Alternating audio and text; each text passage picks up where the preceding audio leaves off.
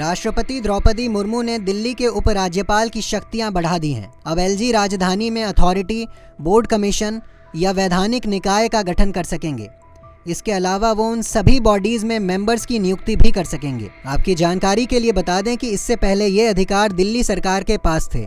गृह मंत्रालय ने मंगलवार यानी 3 सितंबर देर रात एलजी की शक्तियां बढ़ाने से जुड़ा नोटिफिकेशन जारी किया। मंत्रालय ने बताया कि ये फैसला राष्ट्रीय राजधानी क्षेत्र दिल्ली सरकार अधिनियम 1991 के तहत लिया गया है।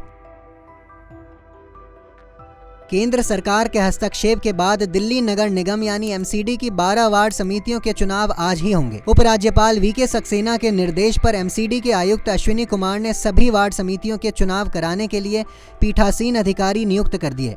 उन्होंने एमसीडी के सभी जोन के उपायुक्तों को पीठासीन अधिकारी बनाया है।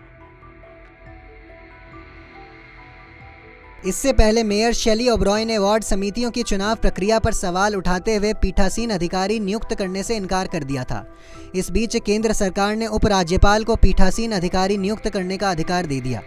दरअसल चुनाव कराने के लिए 30 अगस्त को नामांकन पत्र भरने की प्रक्रिया खत्म हुई थी। एमसीडी कमिश्नर अश्विनी कुमार ने पीठासीन अधिकारी नियुक्त करने के लिए फाइल भेजी थी, लेकिन मेयर शैली ओबरॉय ने नियुक्ति करने से इनकार कर दिया था। आपको बता दें कि दिल्ली के उपराज्यपाल एमसीडी में सीधे पार्षद नियुक्त कर सकते हैं।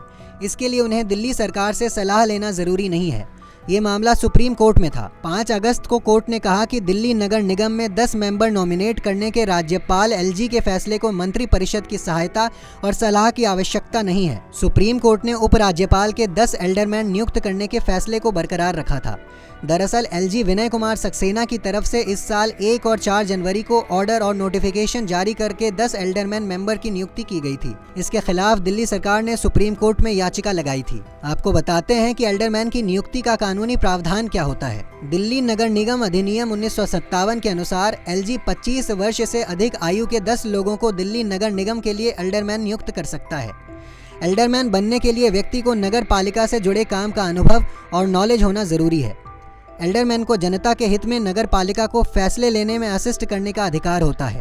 वहीं दूसरी तरफ आपको बता दें कि आम आदमी पार्टी ने सुप्रीम कोर्ट के फैसले पर असहमति जताई थी।